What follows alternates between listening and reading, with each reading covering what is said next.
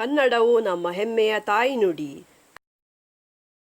ಕನ್ನಡವನ್ನು ಉಳಿಸಿ, ಕನ್ನಡವನ್ನು ಬೆಳೆಸಿ, ಕನ್ನಡವು ಎಲ್ಲರ ಸೊತ್ತಾಗಲಿ. ಎಲ್ಲರಿಗೆ ನಮಸ್ಕಾರ. ಇವತ್ತು ನಮ್ಮ ಜೊತೆಗಿದ್ದಾರೆ ಡಾಕ್ಟರ್ DN ಶಂಕರ್ ಭಟ್. ಇವರು ಅಂತಾರಾಷ್ಟ್ರೀಯ ಮಟ್ಟದಲ್ಲಿ ಮನ್ನಣೆ ಪಡೆದ ಭಾಷಾ ವಿಜ್ಞಾನಿಗಳು. ಇವತ್ತು ಪ್ರೊಫೆಸರ್ DN ಶಂಕರ್ ಭಟ್ ಅವರು ಕಲಿಕೆ ನುಡಿಯ ಆಯ್ಕೆಯ ಕುರಿತು ಮಾತನಾಡುತ್ತಾರೆ. ಇಂಗ್ಲಿಷ್ ನುಡಿಯನ್ನು ಕಲಿಕೆ ನುಡಿಯಾಗಿ ಎಂದರೆ ಶಿಕ್ಷಣ ಮಾಧ್ಯಮವಾಗಿ ಮೊದಲನೇ ತರಗತಿಯಿಂದಲೇ ಬಳಸಲು ತೊಡಗಬೇಕೆ, ಇಲ್ಲವೇ ಮುಂದೆ 3-4ನೇ ತರಗತಿಯಿಂದ 7-8ನೇ ತರಗತಿಯಿಂದ ಇಲ್ಲವೇ ಅದಕ್ಕೂ ಮುಂದೆ ಕಾಲೇಜಿನಿಂದ ಬಳಸಲು ತೊಡಗಬೇಕೆ ಎಂಬ ವಿಷಯದಲ್ಲಿ ಇತ್ತೀಚೆಗೆ ಹಲವು ಬಗೆಯ ಚರ್ಚೆಗಳು ನಡೆಯುತ್ತಿವೆ. ಇಂಗ್ಲಿಷ್ ನುಡಿಯನ್ನು ಕಲಿಕೆ ನುಡಿಯಾಗಿ ಎಂದರೆ ಶಿಕ್ಷಣ ಮಾಧ್ಯಮವಾಗಿ ಮೊದಲನೇ ತರಗತಿಯಿಂದಲೇ ಬಳಸಲು ತೊಡಗಬೇಕೆ, ಇಲ್ಲವೇ ಮುಂದೆ 3-4ನೇ ತರಗತಿಯಿಂದ 7-8ನೇ ತರಗತಿಯಿಂದ ಇಲ್ಲವೇ ಅದಕ್ಕೂ ಮುಂದೆ ಕಾಲೇಜಿನಿಂದ ಬಳಸಲು ತೊಡಗಬೇಕೆ ಎಂಬ ವಿಷಯದಲ್ಲಿ ಇತ್ತೀಚೆಗೆ ಹಲವು ಬಗೆಯ ಚರ್ಚೆಗಳು ನಡೆಯುತ್ತಿವೆ. ಆದರೆ ಈ ಚರ್ಚೆಗಳಲ್ಲಿ ತೊಡಗಿರುವ ಹೆಚ್ಚಿನ ಮಂದಿಗೂ ನುಡಿಯ ಕಲಿಕೆಗೂ ಕಲಿಕೆ ನುಡಿಯ ಆಯ್ಕೆಗೂ ನಡುವಿರುವ ವ್ಯತ್ಯಾಸ ಸರಿಯಾಗಿ ತಿಳಿದಿರುವ ಹಾಗೆ ಕಾಣಿಸುವುದಿಲ್ಲ. ಇಂಗ್ಲಿಷ್ ನುಡಿಯನ್ನು ಎರಡನೇ ನುಡಿಯಾಗಿ ಕಲಿಸುವಲ್ಲಿ ನಮ್ಮ ಮುಂದಿರುವ ಸಮಸ್ಯೆಗಳು ಎಂತಹವು ಮತ್ತು ಅವನ್ನು ಬಗೆಹರಿಸುವುದು ಹೇಗೆ ಎಂಬುದು ನುಡಿ ಕಲಿಕೆಗೆ ಸಂಬಂಧಿಸಿದ ಪ್ರಶ್ನೆ. 1. ಇಂಗ್ಲಿಷ್ ನುಡಿಯನ್ನು ಎರಡನೇ ನುಡಿಯಾಗಿ ಕಲಿಸುವಲ್ಲಿ ನಮ್ಮ ಮುಂದಿರುವ ಸಮಸ್ಯೆಗಳು ಎಂತಹವು ಮತ್ತು ಅವನ್ನು ಬಗೆಹರಿಸುವುದು ಹೇಗೆ ಎಂಬುದು ನುಡಿಯ ಕಲಿಕೆಗೆ ಸಂಬಂಧಿಸಿದ ಪ್ರಶ್ನೆ. ಇದನ್ನು ನನ್ನ ಮೊದಲನೇ ವಿಡಿಯೋದಲ್ಲಿ ವಿವರವಾಗಿ ಪರಿಶೀಲಿಸಲಾಗಿದೆ. ಎರಡನೇ ನುಡಿಯನ್ನು ಆಡಲು ಕಲಿಯುವಲ್ಲಿ ಮತ್ತು ಅದರಲ್ಲಿ ಓದಲು ಮತ್ತು ಬರೆಯಲು ಕಲಿಯುವಲ್ಲಿ ಮೊದಲನೇ ನುಡಿಯಲ್ಲಿ ಮಾತನಾಡುವ ಮತ್ತು ಅದರಲ್ಲಿ ಓದುವ ಮತ್ತು ಬರೆಯುವ ಕೆಲಸಗಳನ್ನು ನಡೆಸುವ ತಿಳಿವು ಹೇಗೆ ಒಂದು ಮೆಟ್ಟಲಾಗಬಲ್ಲದು ಎಂಬುದನ್ನು ಅಲ್ಲಿ ತಿಳಿಸಲಾಗಿದೆ. ಇದಲ್ಲದೆ ಎರಡನೇ ನುಡಿಯನ್ನು ಕಲಿಯುವ ಸಮಯದಲ್ಲಿ ಮೊದಲನೇ ನುಡಿಯ ತಿಳಿವನ್ನು ಹೆಚ್ಚಿಸಿಕೊಂಡಷ್ಟು ಆ ನುಡಿಯ ಕಲಿಕೆ ಹೆಚ್ಚು ವೇಗವಾಗಿ ಮುಂದೆ ಹೋಗುತ್ತದೆ ಮತ್ತು ಈ ರೀತಿ ಎರಡು ನುಡಿಗಳನ್ನು ಬಳಸಲು ಕಲಿಯುತ್ತಿದ್ದ ಹಾಗೆ ಮಕ್ಕಳಲ್ಲಿ ಬೇರೆಯೂ ಹಲವು ಬಗೆಯ ಹೆಚ್ಚಿನ ಜಾಣ್ಮೆಗಳು ಮೂಡಿಕೊಳ್ಳುತ್ತವೆ.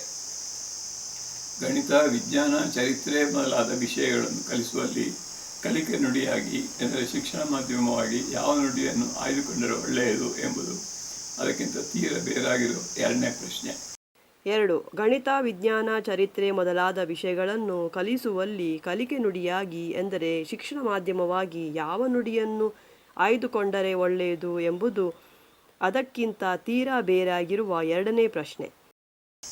ಇಲ್ಲಿ ಗಣಿತ, ವಿಜ್ಞಾನ ಮೊದಲಾದ ವಿಷಯಗಳ ಕಲಿಕೆ ಮುಖ್ಯವಲ್ಲದೆ ನುಡಿಯ ಕಲಿಕೆ ಮುಖ್ಯವಲ್ಲ. ಮಕ್ಕಳಿಗೆ ಈ ವಿಷಯಗಳ ಕುರಿತಾಗಿ ತಿಳಿವನ್ನು ಕೊಡುವುದೇ ಈ ತರಗತಿಗಳ ಗುರಿಯಾಗಿರುತ್ತದೆ. ಹಾಗಾಗಿ ಯಾವ ನುಡಿಯನ್ನು ಕಲಿಕೆ ನುಡಿಯಾಗಿ ಬಳಸಿದಲ್ಲಿ ಮಕ್ಕಳಿಗೆ ಈ ವಿಷಯಗಳನ್ನು ತಿಳಿಸಿಕೊಡುವ ಕೆಲಸ ಸುಲಭವಾಗಬಹುದು ಎಂಬುದರ ಮೇಲೇನೆ ಕಲಿಕೆ ನುಡಿಗೆ ಆಯ್ಕೆ ಅವಲಂಬಿಸಿರಬೇಕಾಗುತ್ತದೆ. ಇಂಗ್ಲಿಷಿನಂತಹ ಎರಡನೇ ನುಡಿಯನ್ನು ಕಲಿಕೆ ನುಡಿಯಾಗಿ ಎಂದರೆ ಗಣಿತ, ವಿಜ್ಞಾನ ಮೊದಲಾದ ವಿಷಯಗಳನ್ನು ಕಲಿಸುವಲ್ಲಿ ಬಳಸಬೇಕಾದರೆ ಮಕ್ಕಳು ಆ ನುಡಿಯಲ್ಲಿ ಚೆನ್ನಾಗಿ ಮಾತನಾಡಲು ಮತ್ತು ಓದಲು ಬರೆಯಲು ತಿಳಿದಿರಬೇಕಾಗುತ್ತದೆ ಮತ್ತು ಇಂತಹ ತಿಳಿವನ್ನು ಪಡೆಯಲು ಆ ಮಕ್ಕಳಿಗೆ ಆ ನುಡಿಯಲ್ಲಿ ಚೆನ್ನಾಗಿ ನಡೆಸಿರುವ 6-7 ವರ್ಷಗಳ ಕಲಿಕೆ ಆದರೂ ಬೇಕಾಗುತ್ತದೆ ಎಂಬುದನ್ನು ಹಲವು ಸಂಶೋಧನೆಗಳು ತೋರಿಸಿಕೊಟ್ಟಿವೆ. ಇಂಗ್ಲಿಷ್ನಂತಹ ಎರಡನೇ ನುಡಿಯನ್ನು ಕಲಿಕೆ ನುಡಿಯಾಗಿ ಎಂದರೆ ಗಣಿತ, ವಿಜ್ಞಾನ ಮೊದಲಾದ ವಿಷಯಗಳನ್ನು ಕಲಿಸುವಲ್ಲಿ ಬಳಸಬೇಕಾದರೆ ಮಕ್ಕಳು ಆ ನುಡಿಯಲ್ಲಿ ಚೆನ್ನಾಗಿ ಮಾತನಾಡಲು ಮತ್ತು ಓದಲು ಬರೆಯಲು ತಿಳಿದಿರಬೇಕಾಗುತ್ತದೆ ಮತ್ತು ಇಂಥ ತಿಳಿವನ್ನು ಪಡೆಯಲು ಮಕ್ಕಳಿಗೆ ಆ ನುಡಿಯಲ್ಲಿ ಚೆನ್ನಾಗಿ ನಡೆಸಿರುವ 6-7 ವರ್ಷಗಳ ಕಲಿಕೆಯಾದರೂ ಬೇಕಾಗುತ್ತದೆ ಎಂಬುದನ್ನು ಹಲವು ಸಂಶೋಧನೆಗಳು ತೋರಿಸಿಕೊಟ್ಟಿವೆ. ಹಾಗಾಗಿ 6-7ನೇ ತರಗತಿವರೆಗೆ ಮಕ್ಕಳಿಗೆ ಗಣಿತ, ವಿಜ್ಞಾನ ಮೊದಲಾದ ವಿಷಯಗಳನ್ನು ಕಲಿಸಲು ಅವರಿಗೆ ಆ ಸಮಯದಲ್ಲಿ ಚೆನ್ನಾಗಿ ತಿಳಿದಿರುವ ಮೊದಲನೇ ನುಡಿಯೇ ಸರಿಯಾದಲ್ಲದೆ ಅಷ್ಟೊಂದು ಚೆನ್ನಾಗಿ ತಿಳಿದಿಲ್ಲದ ಇಂಗ್ಲೀಷಿನಂತಹ ಎರಡನೇ ನುಡಿ ಸರಿಯಾದಲ್ಲ.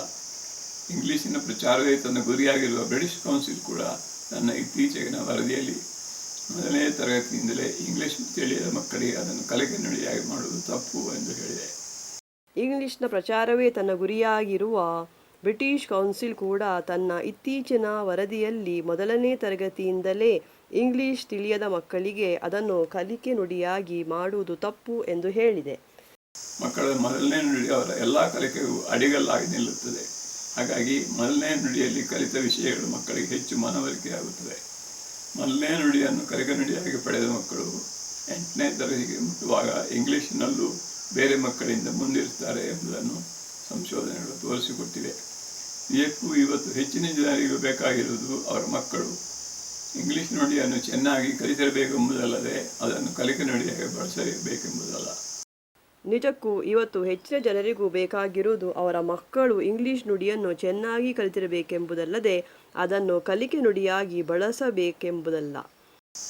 ಆದರೆ ಈ ವ್ಯತ್ಯಾಸವನ್ನು ತಿಳಿದಿಲ್ಲದ ಜನರು ತಮ್ಮ ಮಕ್ಕಳನ್ನು ಎಷ್ಟೇ ಕಷ್ಟವಾದರೂ ಹೆದರದೆ ಇಂಗ್ಲೀಷ್ ನುಡಿಯನ್ನು ಕಲಿಕೆ ನುಡಿಯಾಗಿ ಬಳಸುವ ಇಂಗ್ಲೀಷ್ ಶಾಲೆಗಳಿಗೆ ಕಳಿಸುತ್ತಿದ್ದಾರೆ. ಆದರೆ ಹೀಗೆ ಮಾಡುವುದರಿಂದ ಅವರಲ್ಲಿ ಹೆಚ್ಚಿನವರ ಆಸೆಯು ಕೈಗೂಡುವುದಿಲ್ಲ. ಮೇಲ್ವರ್ಗದ ಮಕ್ಕಳು ಇಂತಹ ಶಾಲೆಗಳಿಗೆ ಹೋಗಿ ದೊಡ್ಡ ದೊಡ್ಡ ಕೆಲಸಗಳನ್ನು ಹಿಡಿದು ಲಕ್ಷ ಲಕ್ಷ ಸಂಪಾದಿಸುವುದನ್ನು ನೋಡಿ ತಮ್ಮ ಮಕ್ಕಳು ಹಾಗೆಯೇ ಮುಂದೆ ಬರಬೇಕೆಂದು ಅವರು ಬಯಸುವುದು ಸಹಜ.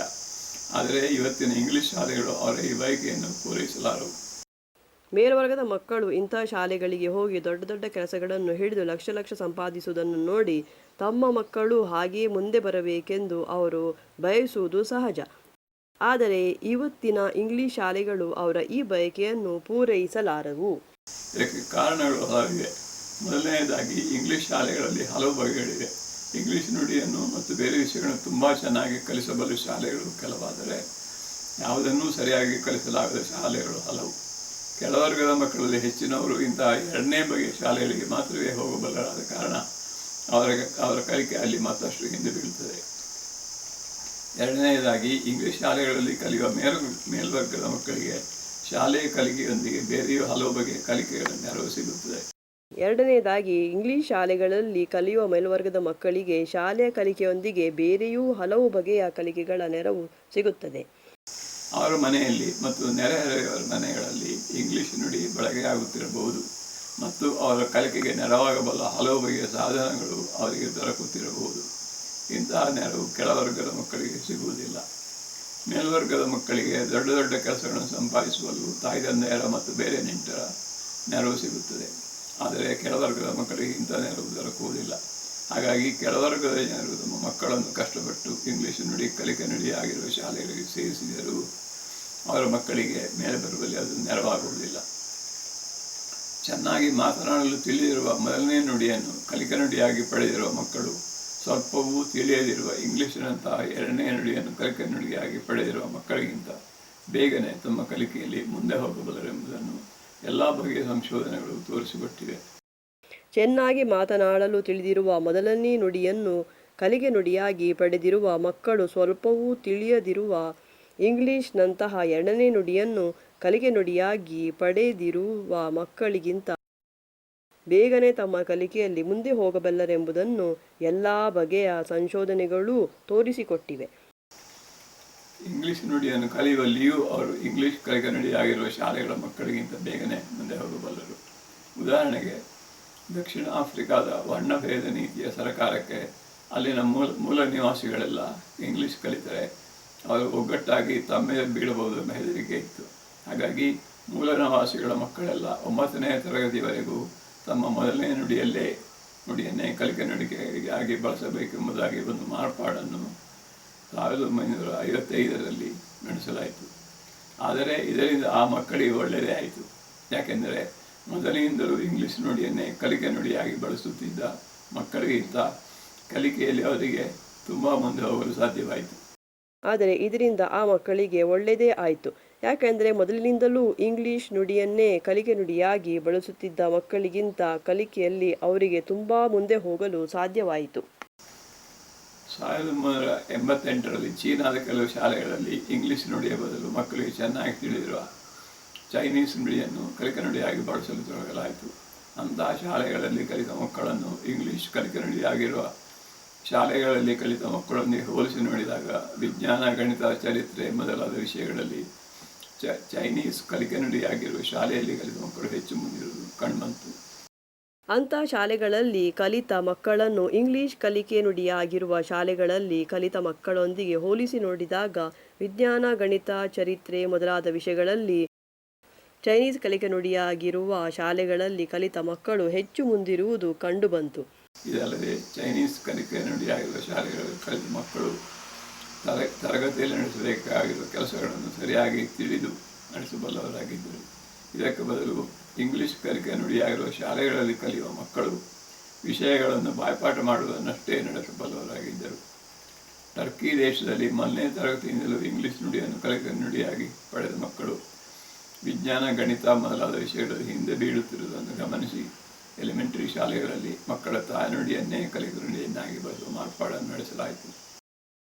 ಟರ್ಕಿ ದೇಶದಲ್ಲಿ 1ನೇ ತರಗತಿಯಿಂದಲೂ ಇಂಗ್ಲಿಷ್ ನುಡಿಯನ್ನು ಕಲಿಕೆ ನುಡಿಯಾಗಿ ಪಡೆದ ಮಕ್ಕಳು ವಿಜ್ಞಾನ, ಗಣಿತ ಮೊದಲಾದ ವಿಷಯಗಳಲ್ಲಿ ಹಿಂದೆ ಬೀಳುತ್ತಿರುವುದನ್ನು ಗಮನಿಸಿ ಎಲಿಮೆಂಟರಿ ಶಾಲೆಗಳಲ್ಲಿ ಮಕ್ಕಳು ತಾಯಿ ನುಡಿಯನ್ನೇ ಕಲಿಕೆ ನುಡಿಯನ್ನಾಗಿ ಬಳಸುವ ಏರ್ಪಾಡನ್ನು ನಡೆಸಲಾಯಿತು. ಇಲ್ಲಿ ನಾವು ಗಮನಿಸಬೇಕಾದ ಮುಖ್ಯ ವಿಷಯವೇನೆಂದರೆ, ಮಕ್ಕಳು ಚೆನ್ನಾಗಿ ತಿಳಿದಿರುವ ನುಡಿಯಲ್ಲಿ ಕಲಿಸಿದರೇನೆ ಅವರಿಗೆ ಗಣಿತ, ವಿಜ್ಞಾನ ಮೊದಲಾದ ವಿಷಯಗಳನ್ನು ಸರಿಯಾಗಿ ಕಲಿಯಲು ಸಾಧ್ಯವಾದೀತು.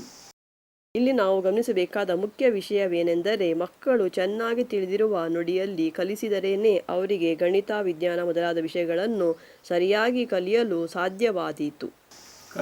ಕಲಿಸುವ ನುಡಿಯೇ ತಿಳಿದಿದ್ದಲ್ಲಿ ಕಲಿಸುವವರು ಹೇಳಿದ್ದನ್ನು ಬಾಯ್ಪಾಠ ಮಾಡುವುದನ್ನಷ್ಟೇ ಅವರು ಮಾಡಬಲ್ಲರು. ಆದರೆ ಇದು ವಿಷಯಗಳ ಕಲಿಕೆಯಲ್ಲ. ಕಲಿಸುವ ನುಡಿಯೇ ತಿಳಿಯದಿದ್ದಲ್ಲಿ ಕಲಿಸುವವರು ಹೇಳುವುದನ್ನು ಬಾಯ್ಪಾಠ ಮಾಡುವುದನ್ನಷ್ಟೇ ಅವರು ಮಾಡಬಲ್ಲರು. ಆದರೆ ಇದು ವಿಷಯಗಳ ಕಲಿಕೆಯಲ್ಲ. ಇದಲ್ಲದೆ ಕಲಿಸುವ ನುಡಿ ತಿಳಿಯದಿರುವ ಮಕ್ಕಳಲ್ಲಿ ತರಗತಿಗಳಲ್ಲಿ ಮಕ್ಕಳು ಚುರುಕಾಗಿರುವುದಿಲ್ಲ ಮತ್ತು ಪ್ರಶ್ನೆಗಳನ್ನು ಕೇಳುವುದಿಲ್ಲ. ಯಾಕೆಂದರೆ ಕೇಳಲು ಅವರಿಗೆ ಪ್ರಶ್ನೆಗಳೇ ಮೂಡುವುದಿಲ್ಲ. ತಿಳಿವು ಬಂದಾಗಲಷ್ಟೇ ಪ್ರಶ್ನೆಗಳು ಮೂಡಬಲ್ಲವು. ಹಾಗಾಗಿ ಇಂತಹ ತರಗತಿಗಳಲ್ಲಿ ವಿಷಯಗಳ ಕಲಿಕೆ ನಡೆಯುವುದಿಲ್ಲವೆಂದು ಹೇಳಬಹುದು. ಕಲಿಸುತ್ತಿರುವಾಗ ಮಕ್ಕಳು ತಮಗೆ ತಿಳಿಯದಿರುವ ಸಂಗತಿಗಳನ್ನು ಕೇಳಿ ತಿಳಿದುಕೊಳ್ಳಲು ಸಾಧ್ಯವಾಗುವಂತಿರುವಲ್ಲಿ ಮಾತ್ರ ಅವರ ಕಲಿಕೆ ಸರಿಯಾಗಿ ಮುಂದಕ್ಕೆ ಹೋಗುತ್ತಿರುತ್ತದೆ. ಇಂಗ್ಲಿಷ್ನಂತಹ 2ನೇ ನುಡಿಯನ್ನು ಮೊದಲಿಗೆ ಒಂದು ನುಡಿಯಾಗಿ, ಅಂದರೆ ಅದರಲ್ಲಿ ಮಾತನಾಡಲು ಮತ್ತು ಓದಲು ಬರೆಯಲು ಕಲಿಸಬೇಕು ಮತ್ತು ಅವರ ಆ ನುಡಿಯ ಬಳಕೆಯಲ್ಲಿ ಪಳಗಿದ ಬಳಿಕವಷ್ಟೇ ಅವರಿಗೆ ಅದನ್ನು ಗಣಿತ, ವಿಜ್ಞಾನ ಮೊದಲಾದ ವಿಷಯಗಳನ್ನು ಕಲಿಯುವಲ್ಲಿ ಕಲಿಕೆ ನುಡಿಯಾಗಿ ಬಳಸಲು ತೊಡಗಬೇಕು. ಇಂಗ್ಲಿಷ್ನಂತಹ 2ನೇ ನುಡಿಯನ್ನು ಮೊದಲಿಗೆ ಒಂದು ನುಡಿಯಾಗಿ, ಎಂದರೆ ಅದರಲ್ಲಿ ಮಾತನಾಡಲು ಮತ್ತು ಓದಲು ಬರೆಯಲು ಕಲಿಸಬೇಕು ಮತ್ತು ಅವರು ಆ ನುಡಿಯಲ್ಲಿ ಪಳಗಿದ ಬಳಿಕವಷ್ಟೇ ಅವರಿಗೆ ಅದನ್ನು ಗಣಿತ, ವಿಜ್ಞಾನ ಮೊದಲಾದ ವಿಷಯಗಳನ್ನು ಕಲಿಯುವಲ್ಲಿ ಕಲಿಕೆ ನುಡಿಯಾಗಿ ಬಳಸಲು ತೊಡಗಬೇಕು. ಈ ರೀತಿ ಮಕ್ಕಳಿಗೆ ಇಂಗ್ಲಿಷ್ ನುಡಿಯಲ್ಲಿ ಚೆನ್ನಾಗಿ ಮಾತನಾಡಲು ಮತ್ತು ಓದಲು ಬರೆಯಲು ಬರಬೇಕಿದ್ದಲ್ಲಿ ಅದರ ಕಲಿಕೆ ಹೆಚ್ಚು ಚೆನ್ನಾಗಿ ನಡೆಯುವ ಹಾಗೆ ಮಾಡಬೇಕು. ಇದಕ್ಕಾಗಿ ಇಂಗ್ಲಿಷ್ ನುಡಿಯನ್ನೇ ಕಲಿಕೆ ನುಡಿಯಾಗಿ ಬಳಸ ಹೋಗುವುದು ಸರಿಯಾದ ದಾರಿಯಲ್ಲ. ಯಾಕೆಂದರೆ ಹಾಗೆ ಮಾಡುವುದರಿಂದ ಮಕ್ಕಳು ಇಂಗ್ಲಿಷ್ ಕಲಿಕೆಯಲ್ಲೂ ಮುಂದೆ ಹೋಗುವುದಿಲ್ಲ, ಗಣಿತ, ವಿಜ್ಞಾನ ಮೊದಲಾದ ಬೇರೆ ವಿಷಯಗಳ ಕಲಿಕೆಯಲ್ಲೂ ಮುಂದೆ ಹೋಗುವುದಿಲ್ಲ. ಓದಲು ಕಲಿಯುವುದಕ್ಕೂ ಕಲಿಯಲು ಓದುವುದಕ್ಕೂ ನಡುವೆ ವ್ಯತ್ಯಾಸವಿದೆ. ಮಕ್ಕಳು ಇಂಗ್ಲಿಷಿನಲ್ಲಿ ಚೆನ್ನಾಗಿ ಓದಲು ಕಲಿಯುವ ಮೊದಲೇ ಗಣಿತ, ವಿಜ್ಞಾನ ಮೊದಲಾದ ವಿಷಯಗಳನ್ನು ಇಂಗ್ಲಿಷಿನಲ್ಲಿ ಓದಿ ಕಲಿಯುವಂತೆ ಮಾಡಿದಲ್ಲಿ ಅವರ ಓದಿನ ಕಲಿಕೆಯು ಚೆನ್ನಾಗಿ ನಡೆಯುವುದಿಲ್ಲ ಮತ್ತು ವಿಷಯಗಳ ಕಲಿಕೆಯು ಚೆನ್ನಾಗಿ ನಡೆಯುವುದಿಲ್ಲ.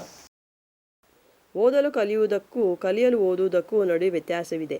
ಮಕ್ಕಳು ಇಂಗ್ಲಿಷ್ನಲ್ಲಿ ಚೆನ್ನಾಗಿ ಓದಲು ಕಲಿಯುವ ಮೊದಲೇ ಗಣಿತ, ವಿಜ್ಞಾನ ಮೊದಲಾದ ವಿಷಯಗಳನ್ನು ಇಂಗ್ಲಿಷ್ನಲ್ಲಿ ಓದಿ ಕಲಿಯುವಂತೆ ಮಾಡಿದಲ್ಲಿ ಅವರ ಓದಿನ ಕಲಿಕೆಯು ಚೆನ್ನಾಗಿ ನಡೆಯುವುದಿಲ್ಲ ಮತ್ತು ವಿಷಯಗಳ ಕಲಿಕೆಯೂ ಚೆನ್ನಾಗಿ ನಡೆಯುವುದಿಲ್ಲ. 1ನೇ ತರಗತಿಯಿಂದಲೂ ಇಂಗ್ಲಿಷ್ ನುಡಿಯನ್ನೇ ಕಲಿಕೆ ನುಡಿಯಾಗಿ ಬಳಸುವ ಶಾಲೆಗಳಲ್ಲಿ ಮಕ್ಕಳು 5-6 ವರ್ಷ ಕಲಿತರೂ ಅವರಿಗೆ ತಮ್ಮ ಓದಿನಿಂದ ವಿಷಯಗಳನ್ನು ತಿಳಿದುಕೊಳ್ಳುವುದು ಹೇಗೆ ಎಂಬುದು ಗೊತ್ತಿರುವುದಿಲ್ಲ. ಇದಕ್ಕೆ ಬದಲು 1ನೇ ನುಡಿಯನ್ನೇ ಕಲಿಕೆ ನುಡಿಯಾಗಿ ಬಳಸುವ ಶಾಲೆಯಲ್ಲಿ ಮಕ್ಕಳಿಗೆ 2-3 ವರ್ಷಗಳಲ್ಲಿ ತಮ್ಮ ಓದಿನಿಂದ ವಿಷಯಗಳನ್ನು ತಿಳಿಯುವುದು ಹೇಗೆ ಎಂಬುದು ಗೊತ್ತಾಗಿ ಬಿಡುತ್ತದೆ. ಮಕ್ಕಳಿಗೆ ಸ್ವಲ್ಪ ತಿಳಿದಿರುವ ಇಂಗ್ಲಿಷಿನಂತಹ ನುಡಿಯನ್ನು ಕಲಿಕೆ ನುಡಿಯಾಗಿ ಬಳಸುವುದನ್ನು ಮುಳುಗಿಸುವ ಕಲಿಕೆ, ಸಬ್ಮರ್ಷನ್ ಎಂದು ಕರೆಯಲಾಗುತ್ತದೆ. ಇದಕ್ಕೂ ಇದು ಮಕ್ಕಳಿಗೆ ಈಜು ಕಲಿಸಲು ಅವರನ್ನು ನೀರಿನಲ್ಲಿ ಮುಳುಗಿಸಿ ಹಿಡಿಯುವ ಹಾಗೆ. ಮಕ್ಕಳಿಗೆ ಸ್ವಲ್ಪವೂ ತಿಳಿದಿರುವ ಇಂಗ್ಲಿಷ್ನಂತಹ ನುಡಿಯನ್ನು ಕಲಿಕೆ ನುಡಿಯಾಗಿ ಬಳಸುವುದನ್ನು ಮುಳುಗಿಸುವ ಕಲಿಕೆ, ಸಬ್ಮರ್ಷನ್ ಎಂದು ಕರೆಯಲಾಗುತ್ತದೆ. ನಿಜಕ್ಕೂ ಇದು ಮಕ್ಕಳಿಗೆ ಈಜು ಕಲಿಸಲು ಅವರನ್ನು ನೀರಿನಲ್ಲಿ ಮುಳುಗಿಸಿ ಹಿಡಿಯುವ ಹಾಗೆ. ಹಾಗೆ ಈಜುವುದು ಹೇಗೆ ಎಂಬುದನ್ನು ಕಲಿಸಲು ಹೋಗದೆ ಸುಮ್ಮಗೆ ನೀರಿನಲ್ಲಿ ಮುಳುಗಿಸಲು ಈಜಲು ಬಂದಿದ್ದೆ. ಶಾಲೆಗಳಲ್ಲಿ ಕಲಿಕೆಯನ್ನು ಮಕ್ಕಳ 1ನೇ ನುಡಿಯಲ್ಲೇ ನಡೆಸುತ್ತಿರುವರಾದರೆ ಅಂತಹ ಶಾಲೆಗಳಿಗೆ ಸೇರುವ ಮತ್ತು ಶಾಲೆಯಲ್ಲಿ ಹೆಚ್ಚು ಸಮಯ ಉಳಿಯುವ ಮಕ್ಕಳ ಎಣಿಕೆ ಹೆಚ್ಚುತ್ತದೆ ಮತ್ತು ತಮ್ಮ ಕಲಿಕೆಯಲ್ಲಿ ತೇರ್ಗಡೆಯಾಗುವ ಮಕ್ಕಳ ಎಣಿಕೆಯೂ ಹೆಚ್ಚುತ್ತದೆ. ಶಾಲೆಯಲ್ಲಿ ಕಲಿಕೆಯನ್ನು ಮಕ್ಕಳ 1ನೇ ನುಡಿಯಲ್ಲಿ ತಿಳಿಸುತ್ತಿರುವರಾದರೆ ಅಂತಹ ಶಾಲೆಗಳಿಗೆ ಸೇರುವ ಮತ್ತು ಶಾಲೆಯಲ್ಲಿ ಹೆಚ್ಚು ಸಮಯ ಉಳಿಯುವ ಮಕ್ಕಳ ಎಣಿಕೆ ಹೆಚ್ಚುತ್ತದೆ ಮತ್ತು ತಮ್ಮ ಕಲಿಕೆಯಲ್ಲಿ ತೇರ್ಗಡೆಯಾಗುವ ಮಕ್ಕಳ ಎಣಿಕೆಯೂ ಹೆಚ್ಚುತ್ತದೆ. ಇದಲ್ಲದೆ ಅಂತಹ ಶಾಲೆಗಳಲ್ಲಿ ತಮ್ಮ ಮಕ್ಕಳ ಕಲಿಕೆ ಹೇಗೆ ನಡೆಯುತ್ತಿದೆ ಎಂಬುದನ್ನು ಹೆಚ್ಚಿನ ತಾಯಿ ತಂದೆಯರು ತಿಳಿಯಬಲ್ಲರು ಮತ್ತು ಈ ವಿಷಯವಾಗಿ ಕಲಿಸುವವರೊಂದಿಗೆ ಮಾತನಾಡಬಲ್ಲರು. ಇಂಗ್ಲಿಷ್ ನುಡಿಯನ್ನು ಕಲಿಕೆ ನುಡಿಯಾಗಿ ಬಳಸಲಿ ಮಕ್ಕಳು ತರಗತಿಯಲ್ಲಿ ಹೆಚ್ಚು ಸಮಯ ಇಂಗ್ಲಿಷ್ ನುಡಿಯನ್ನು ಕೇಳುತ್ತಿರುತ್ತಾರೆ. ಹಾಗಾಗಿ ಅವರು ಹೆಚ್ಚು ಬೇಗನೆ ಇಂಗ್ಲಿಷ್ ಕಲಿಯಬಹುದು ಎಂಬ ಅನಿಸಿಕೆ ಹಲವರಲ್ಲಿದೆ. ಇಂಗ್ಲಿಷ್ ನುಡಿಯನ್ನು ಕಲಿಕೆ ನುಡಿಯಾಗಿ ಬಳಸಿದಲ್ಲಿ ಮಕ್ಕಳು ತರಗತಿಯಲ್ಲಿ ಹೆಚ್ಚು ಸಮಯ ಇಂಗ್ಲಿಷ್ ನುಡಿಯನ್ನು ಕೇಳುತ್ತಿರುತ್ತಾರೆ. ಹಾಗಾಗಿ ಅವರು ಹೆಚ್ಚು ಬೇಗನೆ ಇಂಗ್ಲಿಷ್ ಕಲಿಯಬಹುದು ಎಂಬ ಅನಿಸಿಕೆ ಹಲವರಲ್ಲಿದೆ. ಆದರೆ ಈ ಅನಿಸಿಕೆ ತಪ್ಪು ಎಂಬುದಾಗಿ ಹಲವು ಸಂಶೋಧನೆಗಳು ತೋರಿಸಿಕೊಟ್ಟಿವೆ. ಉದಾಹರಣೆಗೆ ಕೆಮರೂನ್ನಲ್ಲಿ ಇಂಗ್ಲಿಷ್ ಕಲಿಕೆ ನುಡಿಯಾಗಿರುವ ಮಕ್ಕಳ ಇಂಗ್ಲಿಷ್ ತಿಳಿವನ್ನು ತಮ್ಮ ಮೊದಲನೇ ನುಡಿಯನ್ನು ಕಲಿಕೆ ನುಡಿಯಾಗಿ ಪಡೆದಿದ್ದ ಮತ್ತು ವಾರದಲ್ಲಿ 3 ಗಂಟೆ ಮಾತ್ರವೇ ಇಂಗ್ಲಿಷ್ ಕಲಿಯುತ್ತಿದ್ದ ಮಕ್ಕಳ ಇಂಗ್ಲಿಷ್ ತಿಳಿವಿನೊಂದಿಗೆ ಹೋಲಿಸಿ ನೋಡಲಾಯಿತು. ಉದಾಹರಣೆಗೆ ಕೆಮರೂನ್ನಲ್ಲಿ ಇಂಗ್ಲಿಷ್ ಕಲಿಕೆ ನುಡಿಯಾಗಿರುವ ಮಕ್ಕಳ ಇಂಗ್ಲಿಷ್ ತಿಳಿವನ್ನು ತಮ್ಮ ಮೊದಲನೇ ನುಡಿಯನ್ನು ಕಲಿಕೆ ನುಡಿಯಾಗಿ ಪಡೆದಿದ್ದ ಮತ್ತು ವಾರದಲ್ಲಿ 3 ಗಂಟೆ ಮಾತ್ರವೇ ಇಂಗ್ಲಿಷ್ ಕಲಿಯುತ್ತಿದ್ದ ಮಕ್ಕಳ ಇಂಗ್ಲಿಷ್ ತಿಳಿವಿನೊಂದಿಗೆ ಹೋಲಿಸಿ ನೋಡಲಾಯಿತು. 3 ವರ್ಷಗಳ ಕಲಿಕೆಯ ಬಳಿಕ ಇದರಲ್ಲಿ ಮೊದಲನೇ ನುಡಿಯನ್ನು ಕಲಿಕೆ ನುಡಿಯಾಗಿ ಪಡೆದಿದ್ದ ಮಕ್ಕಳ ಇಂಗ್ಲಿಷ್ ತಿಳಿವು ಇಂಗ್ಲಿಷ್ ನುಡಿಯನ್ನು ಕಲಿಕೆ ನುಡಿಯಾಗಿ ಪಡೆದಿದ್ದ ಮಕ್ಕಳ ಇಂಗ್ಲಿಷ್ ತಿಳಿವಿನ 2ರಷ್ಟು ಇದ್ದುದು ಕಂಡುಬಂತು. ಮೊದಲನೇ ನುಡಿಯನ್ನು ಎಷ್ಟನೇ ತರಗತಿಯವರೆಗೆ ಕಲಿಕೆ ನುಡಿಯಾಗಿ ಬಳಸುತ್ತಿರಬೇಕು ಮತ್ತು ಯಾವ ತರಗತಿಯಿಂದ ಇಂಗ್ಲಿಷ್ ನುಡಿಯನ್ನು ಕಲಿಕೆ ನುಡಿಯಾಗಿ ಬಳಸಲು ತೊಡಗಬೇಕು ಎಂಬ ವಿಷಯದಲ್ಲೂ ಕೆಲವು ಸಂಶೋಧನೆಗಳು ನಡೆದಿವೆ. ಮೊದಲನೇ ನುಡಿಯನ್ನು ಎಷ್ಟನೇ ತರಗತಿಯವರೆಗೆ ಕಲಿಕೆ ನುಡಿಯಾಗಿ ಬಳಸುತ್ತಿರಬೇಕು ಮತ್ತು ಯಾವ ತರಗತಿಯಿಂದ ಇಂಗ್ಲಿಷ್ ನುಡಿಯನ್ನು ಕಲಿಕೆ ನುಡಿಯಾಗಿ ಬಳಸಲು ತೊಡಗಬೇಕು ಎಂಬ ವಿಷಯದಲ್ಲೂ ಕೆಲವು ಸಂಶೋಧನೆಗಳು ನಡೆದಿವೆ. ದಕ್ಷಿಣ ಆಫ್ರಿಕಾದಲ್ಲಿ 8ನೇ ತರಗತಿವರೆಗೂ ಕಲಿಕೆ ನುಡಿಯಾಗಿ ತಾಯ್ನುಡಿಯನ್ನು ಬಳಸುತ್ತಿದ್ದ ಶಾಲೆಗಳಲ್ಲಿ ಮಕ್ಕಳು 12ನೇ ತರಗತಿಯಲ್ಲಿ 100ಕ್ಕೆ 84ರಂತೆ ಪಾಸಾಗುತ್ತಿದ್ದರು. ಆದರೆ 1976ರಲ್ಲಿ ತಾಯಿ ತಂದೆಯರ ಒತ್ತಾಯದ ಮೇಲೆ 5ನೇ ತರಗತಿಯಿಂದಲೇ ಇಂಗ್ಲಿಷ್ ನುಡಿಯನ್ನು ಕಲಿಕೆ ನುಡಿಯಾಗಿ ಬಳಸಲು ತೊಡಗಲಾಯಿತು.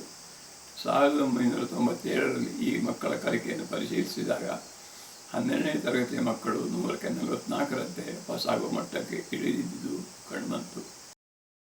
1992ರಲ್ಲಿ ಈ ಮಕ್ಕಳ ಕಲಿಕೆಯನ್ನು ಪರಿಶೀಲಿಸಿದಾಗ 12ನೇ ತರಗತಿಯ ಮಕ್ಕಳು 100ಕ್ಕೆ 44ರಂತೆ ಪಾಸಾಗುವ ಮಟ್ಟಕ್ಕೆ ಇಳಿದಿದ್ದುದು ಕಂಡುಬಂತು.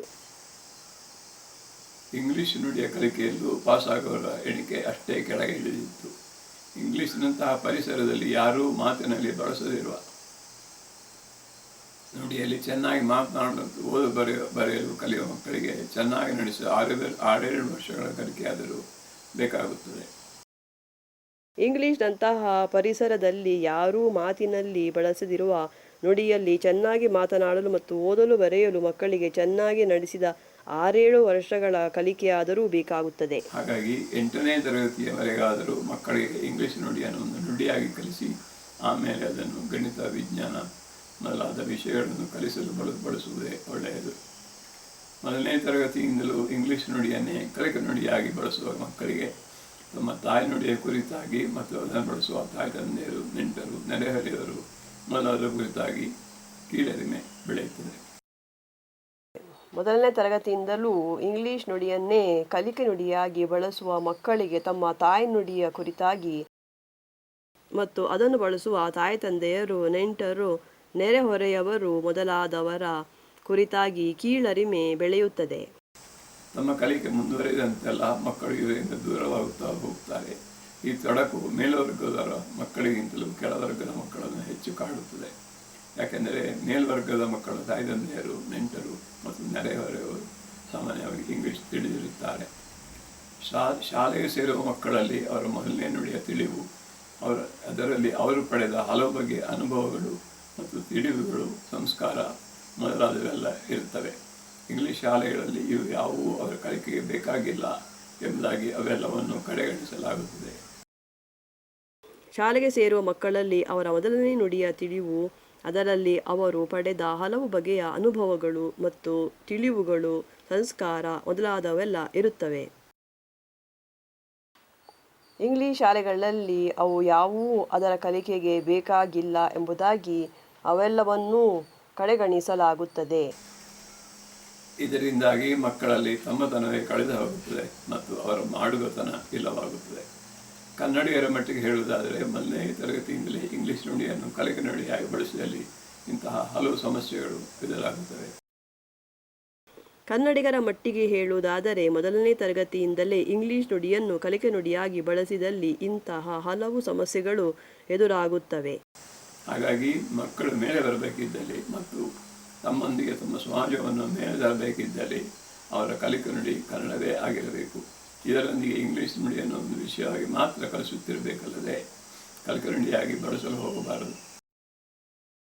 ಹಾಗಾಗಿ ಮಕ್ಕಳು ಮೇಲೆ ಬರಬೇಕಿದ್ದಲ್ಲಿ ಮತ್ತು ತಮ್ಮೊಂದಿಗೆ ತಮ್ಮ ಸಮಾಜವನ್ನು ಮೇಲೆ ತರಬೇಕಿದ್ದಲ್ಲಿ ಅವರ ಕಲಿಕೆ ನುಡಿ ಕನ್ನಡವೇ ಆಗಿರಬೇಕು.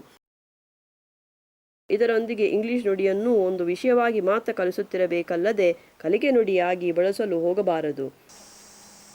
6-7 ವರ್ಷಗಳ ಕಲಿಕೆ ಮುಗಿದ ಮೇಲೆ ಬೇಕಿದ್ದರೆ ಇಂಗ್ಲಿಷ್ ನುಡಿಯನ್ನು ಕಲಿಕೆ ನುಡಿಯಾಗಿ ಬಳಸಲು ತೊಡಗಬಹುದು.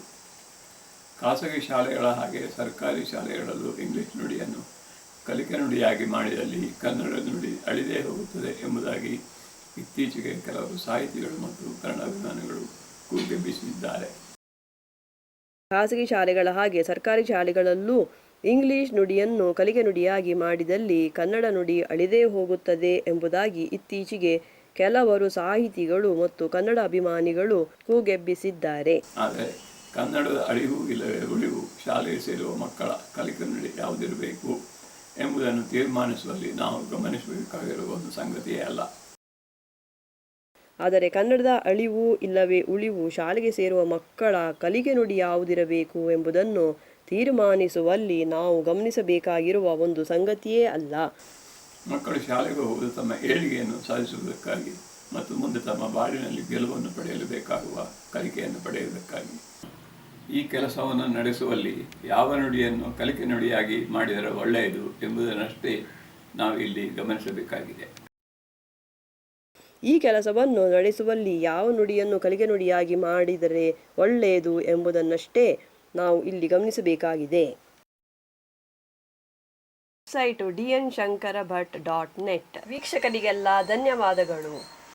ಈ ನಮ್ಮ ವಿಡಿಯೋ ನಿಮಗೆ ಇಷ್ಟವಾದರೆ ಇದನ್ನು ಲೈಕ್ ಮಾಡಿ ಮತ್ತು ಹಂಚಿಕೊಳ್ಳಿ. ದಯವಿಟ್ಟು ನಮ್ಮ ಈ ಮಾಲ್ತಿ ಭಟ್ ಚಾನೆಲ್ಗೆ ಸಬ್ಸ್ಕ್ರೈಬ್ ಮಾಡಿ ಎಂದು ಕೇಳಿಕೊಳ್ಳುತ್ತೇನೆ. ಹೊಸ ವಿಡಿಯೋಗಳನ್ನು ವೀಕ್ಷಿಸಿ.